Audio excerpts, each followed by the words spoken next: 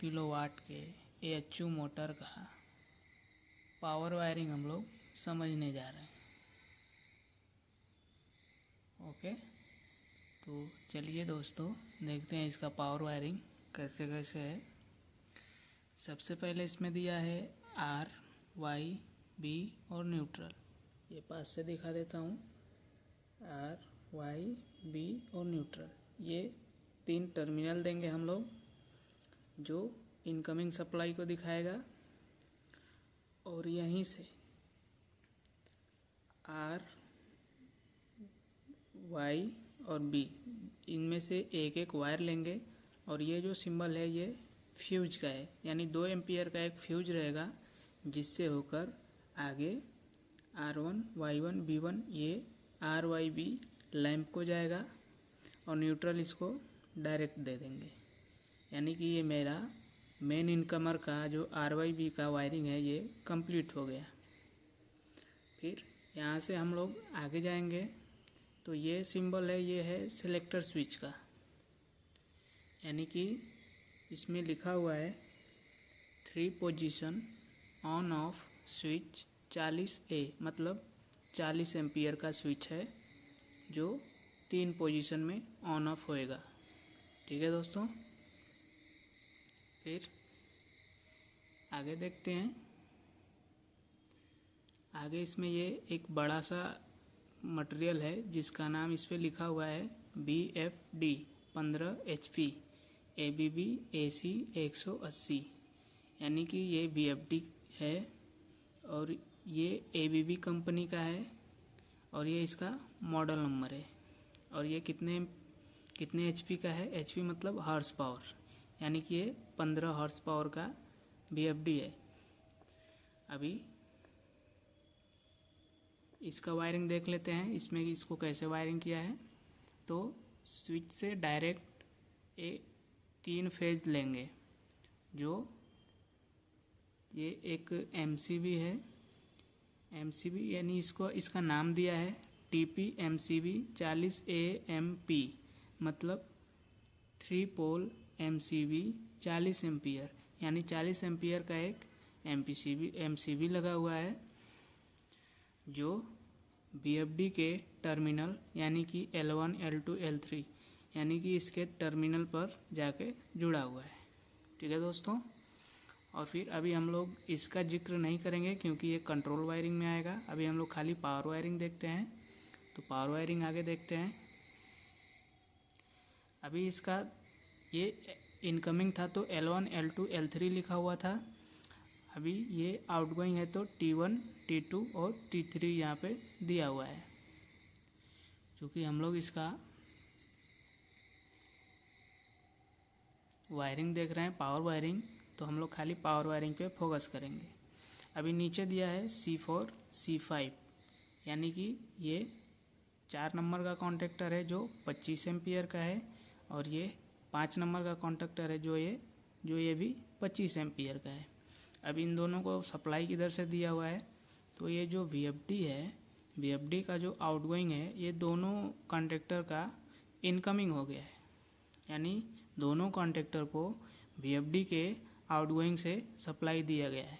ठीक है दोस्तों, फिर आगे यानी कि ये कॉन्टेक्टर से दोनों कॉन्टेक्टर से 3 वायर निकला है जो डायरेक्ट हमारा टर्मिनल पे गया है, जिसका नाम U1, B1, W1 है, और सेकेंड वाले का U2, B2 और W2 है। यहाँ तक समझ में आया दोस्तों? यानी एक बार फिर से इसको पूरा देखते हैं। यानी कि मेरा RYB न्यूट्रल 3 फेस और एक न्यूट्रल आया है, जो RYB यानी जो मेन इनकमर होता है हमारा पैनल में RYB, उसको 2 एम्पियर के फ्यूज से हम लोग सप्लाई दिए हैं। फिर आगे 3 पोजीशन का स्विच लगा हुआ है, जिसके आगे क्या हुआ है, हम लोग इस BFD को सप्लाई देने के लिए 40 एम्पियर का एक 3 पोल का MCB यूज किए हैं और ये VFD से हम लोग आउटगोइंग जो निकाले हैं T1, T2 और T3, ये 4 नंबर 5 नंबर कॉन्टेक्टर का इनकमिंग हुआ है और 4 नंबर 5 नंबर कॉन्टेक्टर का आउटगोइंग जो निकाले हैं वो हम लोग डायरेक्ट U1 V1 W1 और U2 V2 W2 टर्मिनल को दिए हैं। यहाँ तक वायरिंग तो हम लोगों का यहाँ तक तो वायरिंग इधर का कंप्लीट हो गया है। अभी ये सेक्शन का वायरिंग देखते हैं।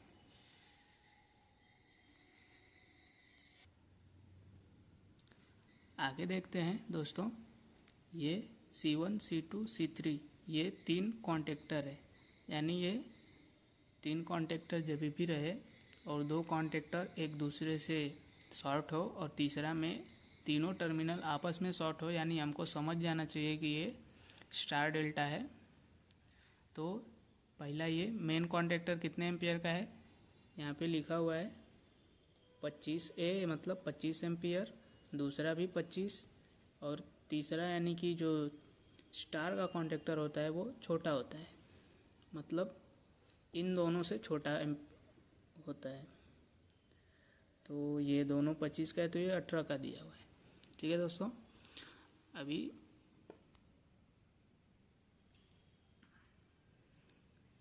ये हम लोग RYB इधर से 40 एम्पियर के MCB को दिए हैं, फिर MCB के आउटगोइंग से C1 और C2 का इनकमिंग दिया हुआ है और फिर आगे जो C1 का आउटगोइंग है वो ओवरलोड का इनकमिंग बना हुआ है और आगे ओवरलोड का जो आउटगोइंग निकलेगा वो यानी कि हम लोग 4 नंबर कॉन्टेक्टर का जो आउटगोइंग निकालेंगे और इधर जो 1 नंबर कॉन्टेक्टर का ओवरलोड से आउटगोइंग निकालेंगे, ये आपस में इधर शॉर्ट दिखाया हुआ है। ठीक है दोस्तों, और ये U1 V1 W1 टर्मिनल पे जाके कनेक्ट हुआ है।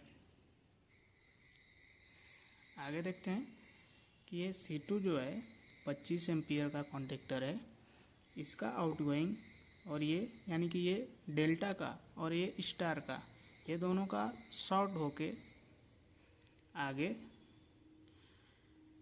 ऐसे होते हुए जो 5 नंबर का कॉन्टेक्टर है इसका आउटगोइंग और ये स्टार और डेल्टा का जो शॉर्टिंग आउटगोइंग है वो एक दूसरे से फिर यहाँ पे आके शॉर्ट हो गया है और ये U2 V2 और W पर गया है, ये U2 V2 और W2 पे गया हुआ है। ये U2 V2 और W2 पर गया हुआ है। इस प्रकार हम 11 किलोवाट AHU मोटर का हम लोग पावर वायरिंग देखे हैं। इसका फंक्शन ये है कि मोटर या तो BFD मोड में चलेगा या फिर स्टार डेल्टा स्टार्टर मोड में चलेगा, मतलब ये दोनों एक साथ नहीं चलेगा। इसका कंट्रोल वायरिंग में हम लोग जिक्र करेंगे, लेकिन मैं आपको पहले समझने के लिए बता दूं कि ये इसका शॉर्टिंग का इधर ये मतलब है कि ये दोनों एक साथ नहीं चलने वाले हैं। ऐसा हम लोग कंट्रोल वायरिंग में उसका वायरिंग करेंगे कि दोनों एक साथ ना चल पाए। तो बेसिकली हम लोग फिर से एक बार देख लेते हैं इसको कि यानी हमारा इधर मोटर लगा हुआ है, इसको हमको चलाना है तो हम या तो VFD से चलाएं या स्टार डेल्टा स्टार्टर से चलाएं। VFD से चलाने के लिए हम लोगों ने क्या इसका वायरिंग किया था कि एक 40 एम्पियर के MCB से वायर निकाल के VFD में डाला था और VFD से वायर निकाल के 2 कॉन्टेक्टर लगाए थे C4 और C5 और इसके आउटगोइंग से डायरेक्ट हम लोग मोटर को ऐड किए थे। सेकेंड ऑप्शन हम लोगों का ये था कि यदि मान लीजिए कि हमारा VFD ख़राब हो गया तो स्टार डेल्टा स्टार्टर इससे हम लोग चलाएंगे, क्योंकि इसका वायरिंग देखते हैं। ये मेन सप्लाई से 40 एम्पियर के MCB से इनकमिंग हुआ उसमें MCB में, फिर MCB का आउटगोइंग हुआ जो कॉन्टेक्टर के मेन कॉन्टेक्टर के और डेल्टा कॉन्टेक्टर के इनकमिंग में गया। और ये जैसा कि हम लोग जानते हैं कि स्टार का जो कनेक्शन होता है वायरिंग का, वो एक सिरा में उसका तीनों फेज शॉर्टिंग होता है। और आगे हम लोग देखते हैं तो C2 और C3 का जो आउटगोइंग निकला रहता है वो आपस में शॉर्ट होके बाहर निकला रहता है। और इधर ये कॉन्टेक्टर का जो आउटगोइंग निकला होता है वो ओवरलोड के से निकल के इधर डायरेक्ट मेन कॉन्टेक्टर का कॉन्टेक्टर 4 से शॉर्टिंग करके टर्मिनल बनाया है। और डेल्टा और स्टार का आपस में शॉर्टिंग करके और कॉन्टेक्टर नंबर 5 से शॉर्टिंग करके टर्मिनल को दिया है। इस प्रकार हमारा पूरा पावर वायरिंग कंप्लीट हुआ। यदि किसी फ्रेंड को समझने में कोई परेशानी हो या कुछ समझ में नहीं आया हो तो प्लीज़ कमेंट में बताएं कि किस हिस्से में ड्राइंग के किस पार्ट को समझ नहीं आया है। उसका मैं फिर से वीडियो बनाऊंगा और अच्छे से एक्सप्लेन करूंगा आपको। Thank you. तो दोस्तों, जैसा कि मैंने बताया था आपको कि 11 किलोवाट का एचयू पैनल है। अभी इसका आउटलुक देख रहे हैं हम लोग। ये on, trip, LP trip, C on, H on, ये स्टार्ट, ये स्टॉप, ये मोटर का फ्रीक्वेंसी कम बेसी कर सकते हैं, ये ऑन ऑफ, और ये है VFD मोड और स्टार्टर मोड। मतलब इस साइड VFD साइड में है तो VFD चलेगा, और ऐसे करेंगे तो ये स्टार्टर साइड में हो गया, यानी अभी स्टार्टर से मोटर चलेगा। पैनल के बाहर का देख लेते हैं। इधर ये ऑन ऑफ स्विच लगा हुआ है जो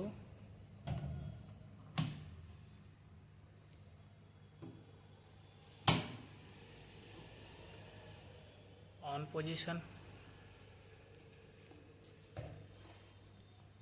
अभी पैनल के अंदर का लुक देखिए।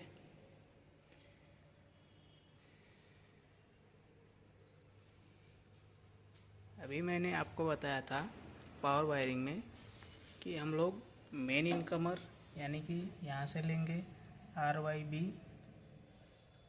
और ये जाएगा स्विच को, यानी ये इधर से R और नीचे Y है और ये B है।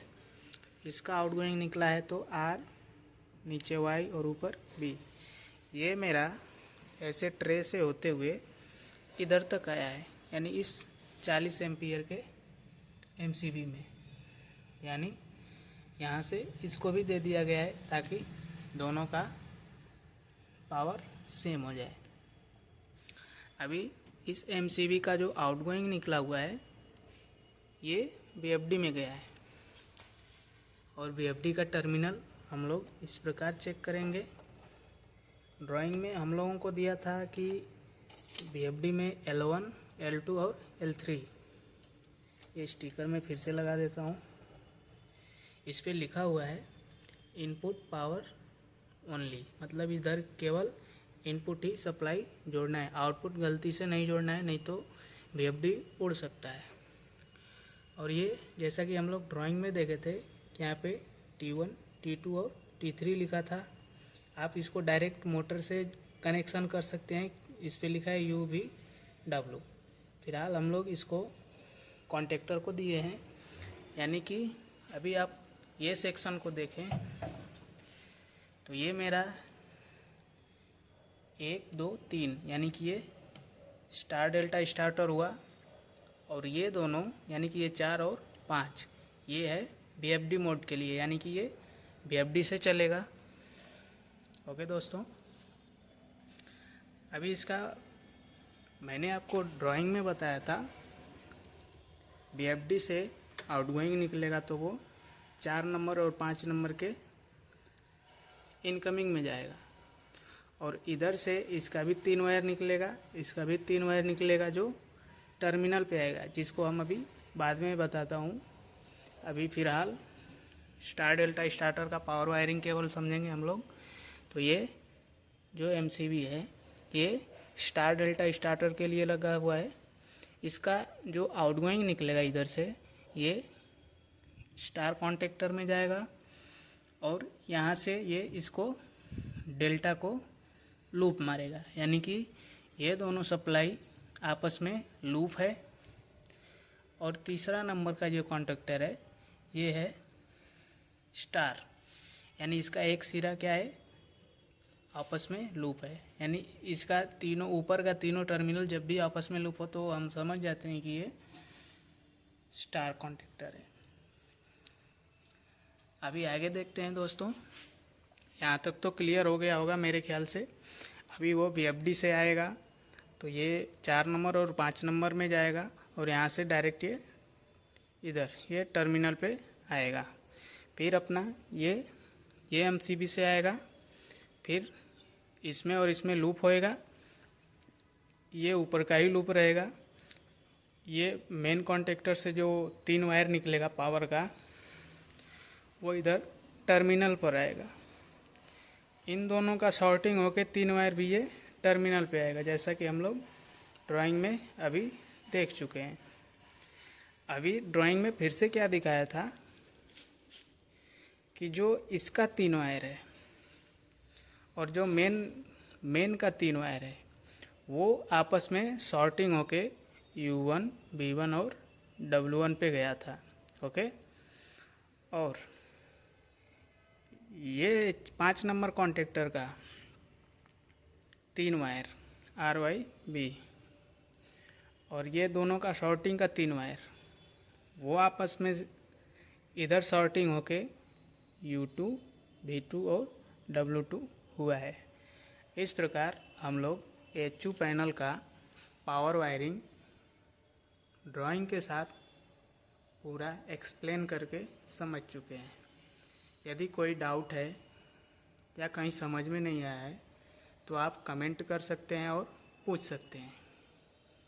अभी हम लोगों का ये पावर वायरिंग कंप्लीट हुआ। यहाँ से डायरेक्ट ये 6 वायर आएगा, वो मोटर को जाएगा, आपका मोटर चलने लगेगा। इधर ये 3 रिले लगा हुआ है जो कंट्रोल वायरिंग में आपको समझ में आएगा, और इधर लैंप वगैरह है, पुश बटन है, मीटर का कटआउट है, तो ये कंट्रोल वायरिंग में समझ में आएगा। फिलहाल पावर वायरिंग कंप्लीट हुआ। पावर वायरिंग आप देख सकते हैं। ठीक है दोस्तों, आपको किधर समझ में नहीं आया है तो आप कमेंट करें। जय हिंद दोस्तों, धन्यवाद। अगर वीडियो पसंद आया तो लाइक करें और सब्सक्राइब करें।